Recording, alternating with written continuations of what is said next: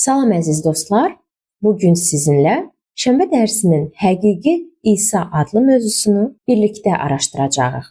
Bəlkə də heç fikirləşməmisiniz, amma müqəddəs kitabın iki hissəsi, yəni Əhd-i Ətiqlə Əhd-i Cədid arasında gizli bir kod, dərin bir əlaqə ola bilərmi?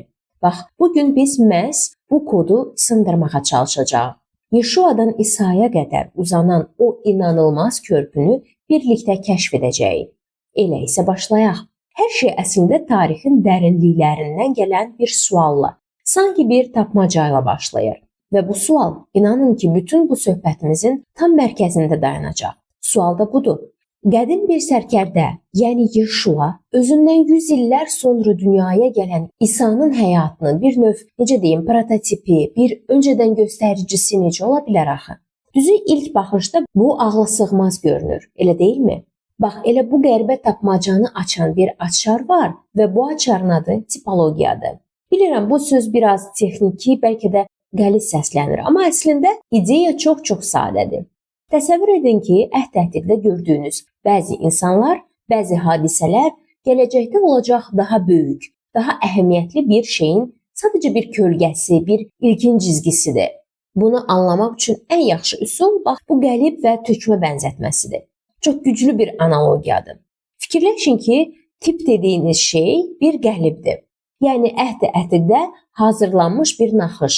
Antitip isə həmin qəlibə tökülərək onun formasını alan, amma daha möhkəm, daha kamil bir materialdır. Deməli, biri ilkin bir ideyadırsa, o biri onun son mükəmməl reallaşmasıdır. Amma ən vacib məqam, bəlkə də ən heyrətləndirici tərəfi də elə budur. Bu sonradan kimisə uydurduğu bir şərh metodu deyil. Qətiyyən müqəddəs kitabın özü bu əlaqələri bizim üçün özü qurur. Çünki Əhd-i Cədiddə yazanlar bir detektiv kimi davamlı olaraq Əhd-i-Ətiqə baxır. Bu tipləri tapıb üzə çıxarır və bizə deyirlər ki, baxın, o köhnə hekayənin əsl mənası indi necə möhtəşəm şəkildə açıldı. Yaxşı, bəs bu tiplər necə reallaşır? Bu proses xaotik, təsadüfi bir şey deyil. Əslində bunun çox aydın 3 mərhələli bir sistemi var. Gəlin elə indi buna birlikdə nəzər salaq. Demək olar ki, hər bir tip 3 fərqli səviyyədə, 3 mərhələdə tamamlanır. Birincisi və ən əsası kristoloji reallaşma, yəni İsa'nın öz həyatında.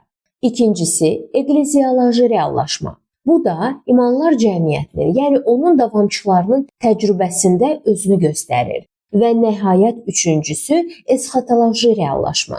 Bu da hər şeyin yekunlaşacağı axır zaman hadisələri ilə bağlıdır. Görürsünüzmü? Bu sadəcə dağınıq bənzətmələr yığını deyil. Bu həqiqətən də mütəşəkkil, nizamlı bir sistemdir. Yaxşı, bu qədər nəzəriyyə bəsdir. Gəlin biraz da praktikaya baxaq. Görək, bu işləyirmi? Bu 3 mərhələli sistem müqəddəs kitabın ən böyük, ən vacib hekayələrində özünü necə göstərir? Gəlin baxaq. Baxın, bu cədvəl əslində hər şeyi o qədər aydın göstərir ki, məsələn, gəlin İsrail mövzusunda baxaq. Tip olaraq İsrail xalqı Misirdən çağırılır, düzdürmü? Sonra kristoloji səviyyədə İsa, yəni əsl antitip Misirdən çağırılan oğul olur. Ardınca eklezioloji səviyyədə imanlar cəmiyyəti Allahın İsraili adlanır və sonda esxatoloji olaraq axır zamanda yenə 144 min möhürlənmiş İsrailli görürük. Eyni ilə Misirdən çıxış hekayəsi və ya məbəd anlayışı hamısında eyni naxış təkrarlanır.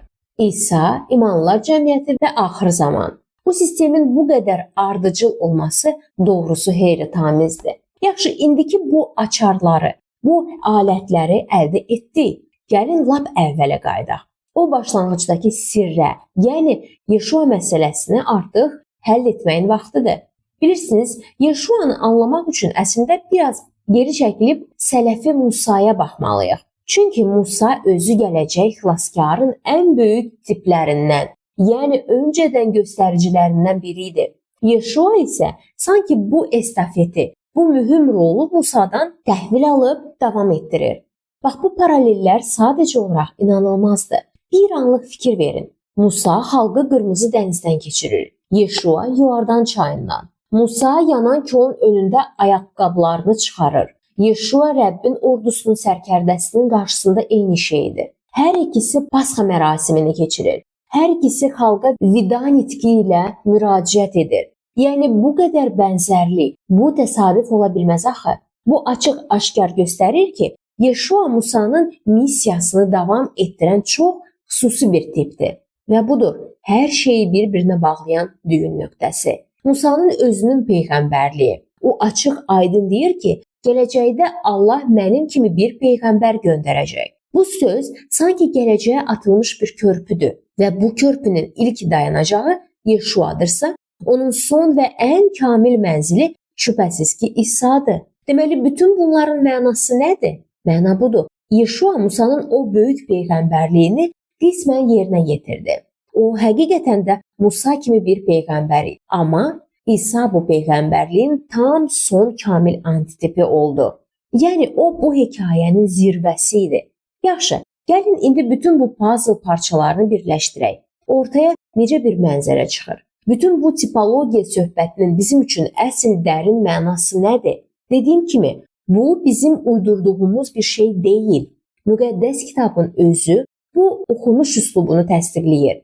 Baxın, bu ayədə necə də açıq deyilir. Keçmişdəki o hadisələr gələcək nəsillər üçün bir nümunə, yəni bizim dediyimiz o tip olaraq yazılıb. Başqa sözlə desək, tipologiya bizim icadımız deyil. Bu müqəddəs kitabın özünün bizə təqdim etdiyi bir açardır, bir oxuma təlimatıdır. Və budur, gəlib çatdıq ən əsas nəticəyə. Tipologiyanı başa düşəndə müqəddəs kitaba baxışımız, onu oxuma tərzimiz kökündən dəyişir. Artıq o sadəcə biri-biri ilə əlaqəsiz görünən qədim hekayələr toplusu deyil. Əksinə, başdan başa tək bir şəxsə, İsa Məsihə işarə edən vahid, nəhəng və möhtəşəm bir hekayəyə çevrilir. Və bütün bu vahid hekayənin işığında ağlımıza son bir sual gəlir. Əgər bütün bu qədim yazılar, bu peyğəmbərliklər, bu hadisələr sanki bir puzzle'ın yüzlərlə parçası kimi əsrlər boyu səbirlə yığılıb tək bir şəxsə işarə edirsə, o zaman bu həmin şəxsin kimliyi və əhəmiyyəti haqqında bizə nə deyir? Həqiqətən də üzərində dərindən düşünməyə dəyər bir sualdır. Dinlədiyiniz üçün təşəkkür edirəm. Davamı növbəti görüşümüzdə.